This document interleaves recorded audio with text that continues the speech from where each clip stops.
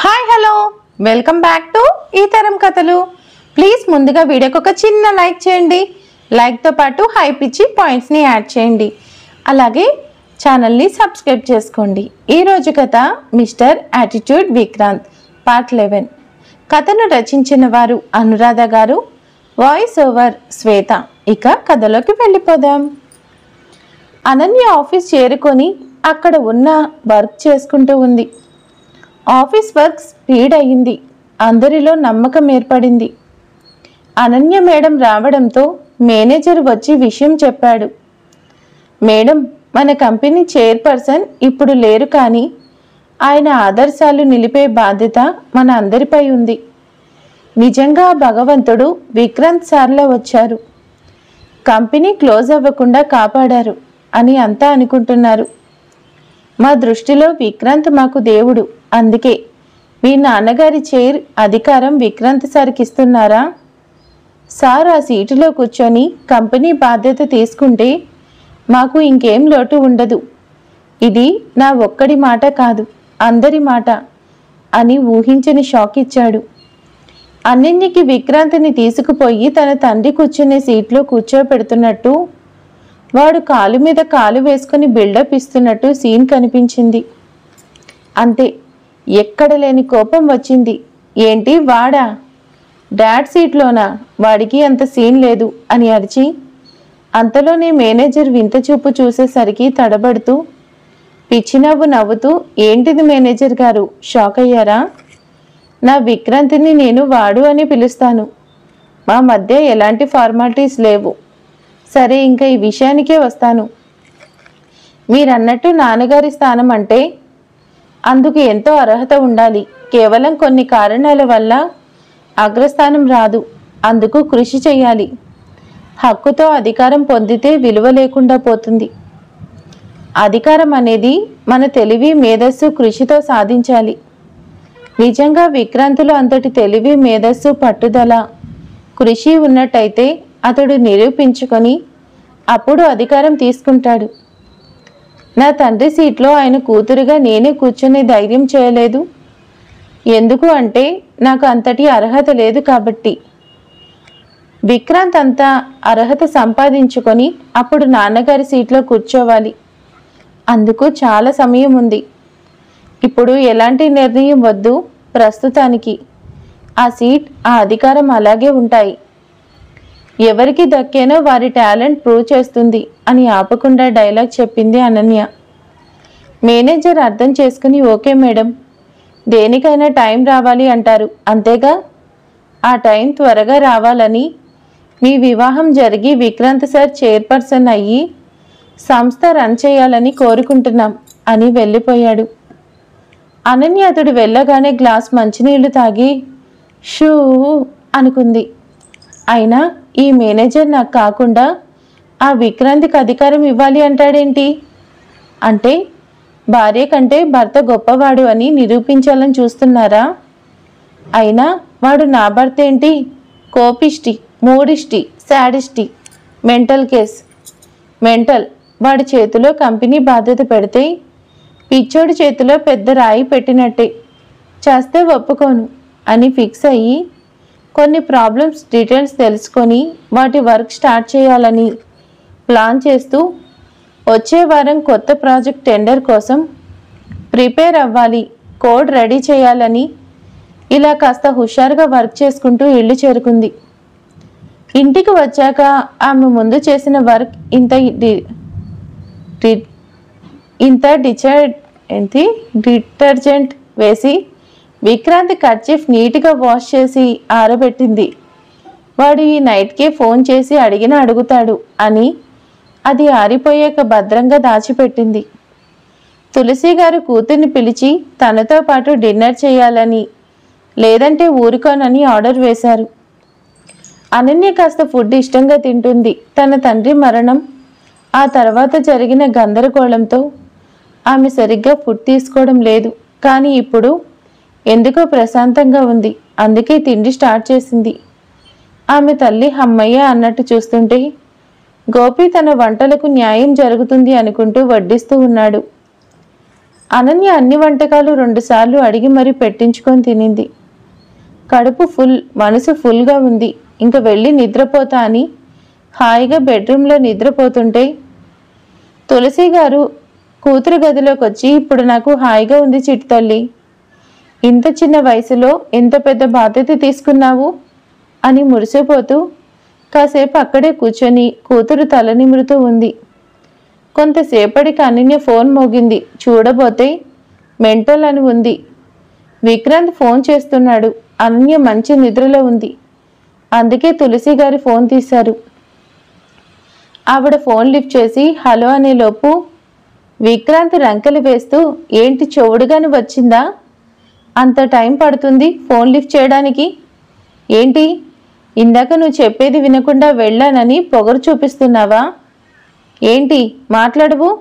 నిద్రపోతున్నావా అని అడిగాడు.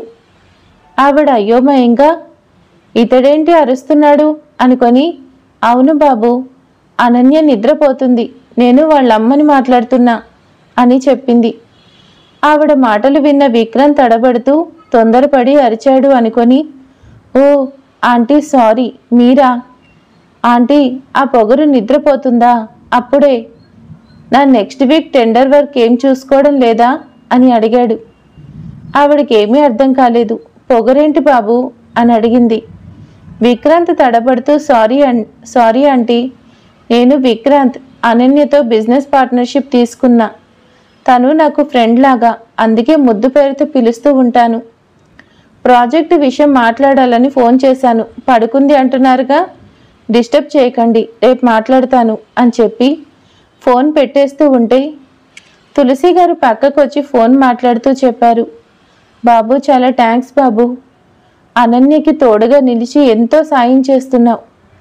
నిజం చెప్పాలంటే అనన్య చిన్నపిల్ల, కానీ చాలా పెద్ద భారం మోస్తుంది. తను చెప్పింది నువ్వు దేవుడిలా హెల్ప్ చేశావు అని, చాలా మంచివాడివని. వాళ్ళ నాన్నగారు పోయాక ఇవాళ అది కడుపు నిండా తిండి తినింది.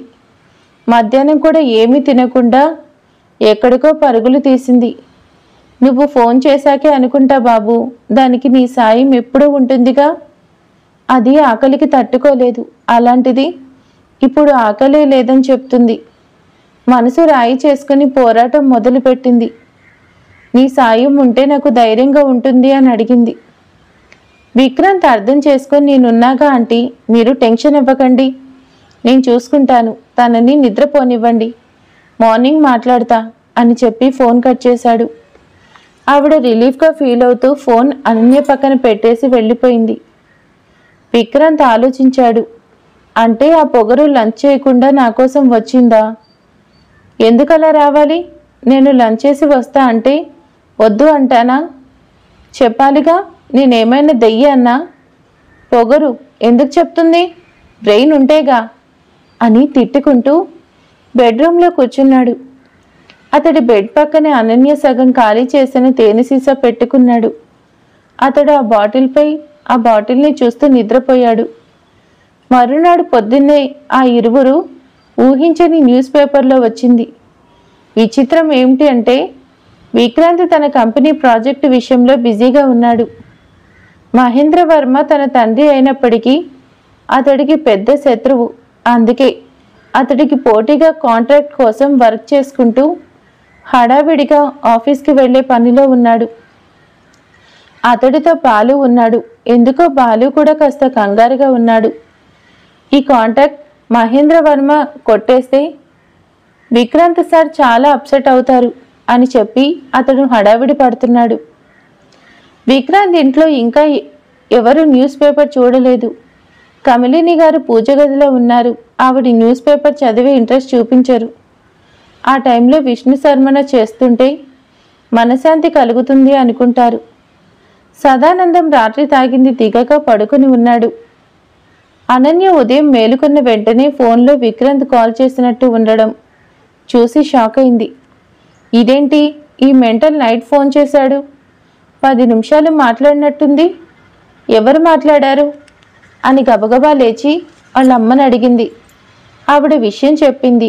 నెక్స్ట్ వీక్ ప్రాజెక్టు కోసం ఏదో టెండర్ ప్లాన్ చేయాలని, ఆ విషయమై ఫోన్ చేశాను అన్నాడు.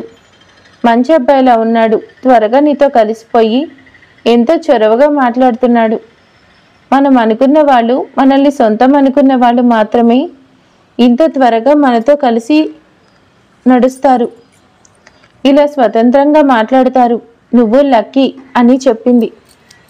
అనన్య విచిత్రంగా చూస్తూ, వాడి ఒరిజినల్ క్యారెక్టర్ తెలియక పెద్ద సర్టిఫికెట్ ఇస్తుంది మామ్ అని నిట్టూర్చి, ఓకే మామ్, ఆ ప్రాజెక్టు విషయంలో నేను బిజీగా ఉంటాను, ఇంటికి లేట్గా రావచ్చు, నువ్వు వెయిట్ చేయకుండా భోజనం చేసి నిద్రపో అని చెప్పి త్వరగా ఫ్రెష్ అయ్యి ఆఫీస్కి పయనమైంది. శేషాచలం అనుకున్నట్టే న్యూస్ పేపర్లో మెయిన్ ఎడిషన్లో వార్త వచ్చింది. అందమైన ఫోటోతో కలిసి లవ్ బర్డ్స్ అందంగా ముచ్చటించుకుంటున్న మనకి కనువిందు చేస్తున్నారు. ఇండస్ట్రియలిస్ట్ విక్రాంత్, అనన్య త్వరలో వైఫ్ అండ్ హస్బెండ్ అవ్వబోతున్నారా? అందాక ప్రేమ పక్షులు విహరిస్తూ తమ స్టేటస్ పక్కన పెట్టి పబ్లిక్ ప్లేస్లో పార్కులో మార్చుకొని కాసేపు కాలం మరిచిపోయారా? ఇది వారి ప్రేమకు వాళ్ళు ప్రేమలో ఉన్నారా అనడానికి సాక్ష్యం అనుకో. వచ్చు తులసి ప్రకాష్ ఇండస్ట్రీని ఆదుకొని ముందుకు వచ్చిన విక్రాంత్ గారి అసలు ఇంట్రెస్ట్ అనన్య. అందుకే ఆపదలో ఉన్న సంస్థ బాధ్యత తీసుకున్నారు విక్రాంత్. సో నెక్స్ట్ వారి వెడ్డింగ్ న్యూస్ రాబోతుంది అని ఆశిద్దాం అని రాయించారు. అంతే, వాళ్ళ కోరిక నెరవేరింది. ఇంకా ఈ న్యూస్ రియాక్షన్ ఎలా ఉంటుంది అని ఎదురు చూస్తున్నారు. విక్రాంత్ ఆఫీస్లో ఇంపార్టెంట్ మీటింగ్లో ఉన్నాడు. బాలు అతడి పక్కనే ఉన్నాడు. ఈ కాంట్రాక్ట్ మహేంద్ర కంపెనీకి ఎట్టి పరిస్థితుల్లోనూ వెళ్ళకూడదు అని, పక్కా ప్లాన్, హార్డ్ వర్క్ చేయాలని డిస్కస్ చేస్తున్నాడు. అక్కడ ఉన్న అందరికీ విక్రాంత్ రికవర్ అవ్వడం, అంత త్వరగా వర్క్ విషయంలో ఇంట్రెస్ట్ చూపించడం నచ్చింది. అందరూ సిద్ధం అన్నట్టు ఒక్కొక్కరు ఒక్కో ఆలోచన చెప్తూ వాళ్ళ ప్లాన్స్ ఎక్స్ప్లెయిన్ చేస్తున్నారు. సరిగ్గా అప్పుడే విక్రాంత్ పక్కన ఉన్న బాలు మొబైల్ రింగ్ అయింది. విక్రాంత్ అతడి వైపు చిరాగ్గా చూశాడు. బాలు సారీ సార్ అని ఫోన్ కట్ చేయాలనుకుంటూనే ఏదో డౌట్ వచ్చి లిఫ్ట్ చేశాడు. అంతే, ఊహించని పేలింది. వాట్ అని గట్టిగా అరిచి అక్కడంతా చూస్తున్నారు అని కంట్రోల్ అవుతూ సారీ అని పక్కకొచ్చి అవతలి వ్యక్తి చెప్పేది వింటున్నాడు. విక్రాంత్ మీటింగ్ పూర్తి కాలేదు, కానీ బాలు టెన్షన్ చూసి అతడి వద్దకు వచ్చి విషయం ఏంటని అడిగాడు. బాలు కాస్త టెన్షన్గా విషయం చెప్తూ బాయ్ తెచ్చిన పేపర్ చూపించాడు. అంతే, విక్రాంత్కి ఎక్కడలేని కోపం వచ్చింది. సీరియస్ అవుతూ ఉంటే బాలు రిక్వెస్ట్ చేస్తూ ఉన్నాడు. అనన్య ఆఫీస్కి చేరుకుంది. ఆమెకి లిఫ్ట్ ఎక్కడం దిగడం అంటే ఒక టాస్క్ లాంటిది. అందుకు కొన్ని కారణాలున్నాయి. అందుకే ఆమెకి లిఫ్ట్ అంటే భయం. కానీ టైం వేస్ట్ చేయడం ప్రస్తుతం తాను ఉన్న సిచ్యువేషన్లో కరెక్ట్ కాదు అని ఆఫీస్లో లిఫ్ట్ యూజ్ చేస్తుంది. ఆమె లిఫ్ట్ వద్ద ఉండగా విక్రాంత్ నుంచి ఫోన్ వచ్చింది. అతడు తిట్ల దండకం మొదలుపెట్టాడు. ఏంటిది, అసలేమనుకుంటున్నావు? ఇలా పబ్లిసిటీ పెంచుకొని అందరిలో ఉన్న డౌట్ క్లియర్ చేయాలని చూస్తున్నావా అంటూ అరిచాడు. ఆమెకి ఏమీ అర్థం కావడం లేదు. ఏమైంది నీకు? ఎందుకు అలా అరుస్తున్నావు? నేనేం పబ్లిసిటీ చేసుకున్నాను? మెంటల్ మాటలు మాట్లాడకు అంటూ లిఫ్ట్ ఎక్కి తన ఫ్లోర్ నెంబర్ ప్రెస్ చేసింది. విక్రాంత్ న్యూస్ విషయం చెప్పాలని చూశాడు. అంతలో ఆమెకు భయం కలిగించే పాయిజన్ సెంట్ స్మెల్ వచ్చింది. అంతే, అనన్య భయంగా తన పక్కకి తిరిగి చూసింది. అప్పటికే అక్కడ వేచి ఉన్న నీల్ ఆమె మీదకి వెళ్తూ, నీకెంత ధైర్యం వచ్చింది? లవ్ బర్డ్స్ వార్తల్లోకి ఎక్కారా? నన్ను కాదు అని ఆ విక్రమ్తో సరసాలు, సరదా కబుర్లు చెప్పుకుంటూ మెయిన్ రోడ్నే పార్క్ అనుకొని విహరిస్తున్నావా? నీకు నా సంగతి తెలిసి కూడా సాహసం చేశావను. ఇంకా నేను ఒక్క నిమిషం కూడా ఓపిక పట్టను. నీ సంగతి లిఫ్ట్లోనే తేల్చేస్తా. నీకు లిఫ్ట్ అంటే భయం కూడా లేకుండా పోయింది కదూ, అంతా విక్రాంత్ వల్లనే అని ఆమెపై అటాక్ చేస్తుంటే అనన్య భయపడిపోయి, హే, ఏం మాట్లాడుతున్నావు? నాకు దూరంగా ఉండు ప్లీజ్. నన్నేం చేయకు, నేనేం చేయలేదు, నాకేం తెలీదు, హెల్ప్ హెల్ప్ అంటూ ఉంటే నీల్ మల్హోత్రా రెచ్చిపోతూ, నిన్నెవడు కాపాడడు, నువ్విప్పుడు నీ ఆఫీస్కి కాదు వెళ్ళేది, గ్రౌండ్ ఫ్లోర్కి నాతో పాటు తీసుకుపోతాను. నిన్ను ఎవరికి కనిపించకుండా బయట ప్రపంచం నీకు తెలియకుండా చేస్తాను. అప్పుడు నాకు మనశ్శాంతి అని ఆమెపై చెయ్యి వేస్తూ ఉంటే అనన్య అడ్డుకుంటూ భయంగా కేకలు వేస్తూ ఉంది. నీల్ పైకి వెళుతున్న లిఫ్ట్ మళ్ళీ కిందకు వెళ్లేలా చేసి ఆమెను బలవంతంగా తీసుకుపోవాలి అనుకున్నాడు. అప్పటి వరకు అనన్య ఫోన్ కాల్లో ఉన్న విక్రాంత్ అంతా విన్నాడు. అతడికి ఎందుకో కంగారు అనిపించింది.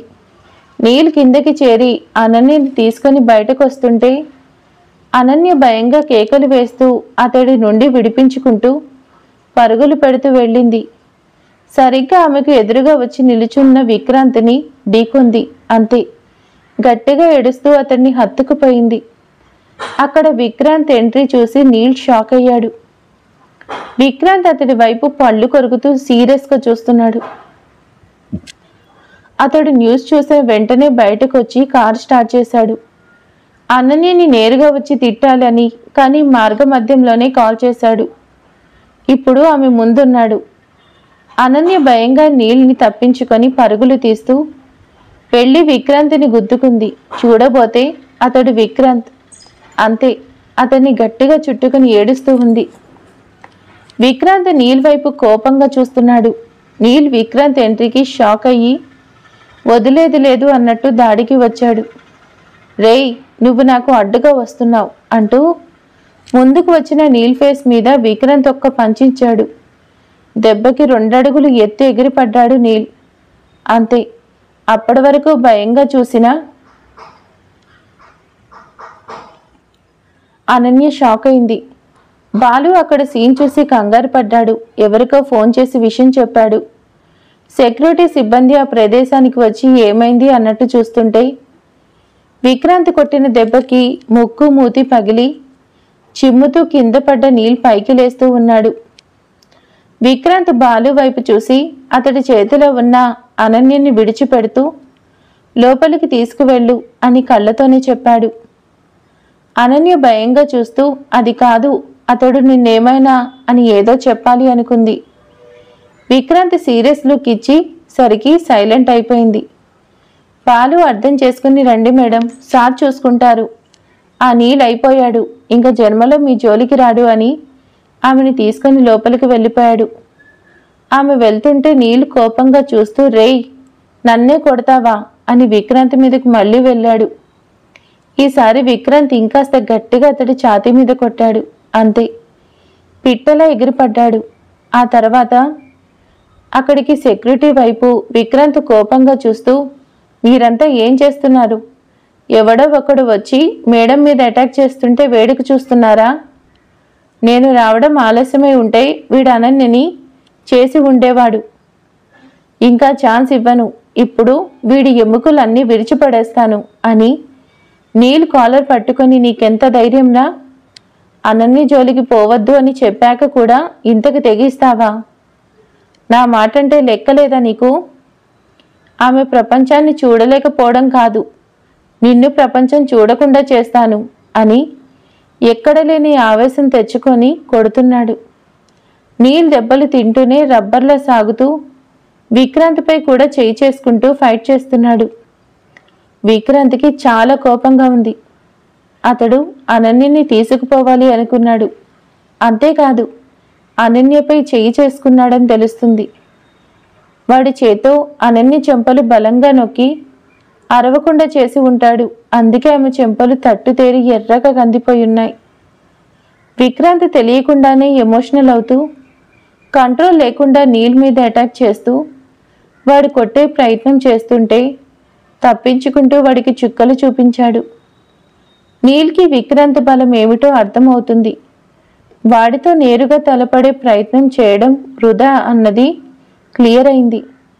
సెక్యూరిటీ విక్రాంత్కి అడ్డం వచ్చి నీల్ని అదుపులోకి తీసుకున్నారు. అంతలో పోలీస్ సిబ్బంది వచ్చారు. విక్రాంత్ కంప్లైంట్ ఇచ్చాడు. ఈ నీల్ మల్హోత్రా నాకు కాబోయే భార్యని ఇబ్బంది పెట్టాలి అని చూశాడు. వెంటనే అరెస్ట్ చేయాలి, లేదా నేనే వాణ్ణి చంపేస్తానని ఆవేశంగా వార్నింగ్ ఇచ్చాడు. నీల్ గాయాలతో ఉన్నాడు. ఇంకా ఎలాంటి వాదన చేయలేదు. పోలీస్ సిబ్బంది అతన్ని అరెస్ట్ చేసి తీసుకువెళ్తూ పోలీస్ ఆఫీసర్ చెప్పాడు, స్టేషన్కి వచ్చి కంప్లైంట్ ఇవ్వండి, ఎఫ్ఐఆర్ ఫైల్ చేస్తామని. విక్రాంత్ ఓకే అన్నాడు. వాళ్ళు నీల్ని తీసుకుపోయారు. నీల్ మాత్రం కోపంగా విక్రాంత్ వైపు చూస్తూ వెళ్ళాడు. అక్కడ సెక్యూరిటీ కాస్త కంగారుగా విక్రాంత్ వైపు చూస్తూ ఉంటే విక్రాంత్ సీరియస్ అవుతూ, మీరంతా ఇక్కడ దేనికున్నారు?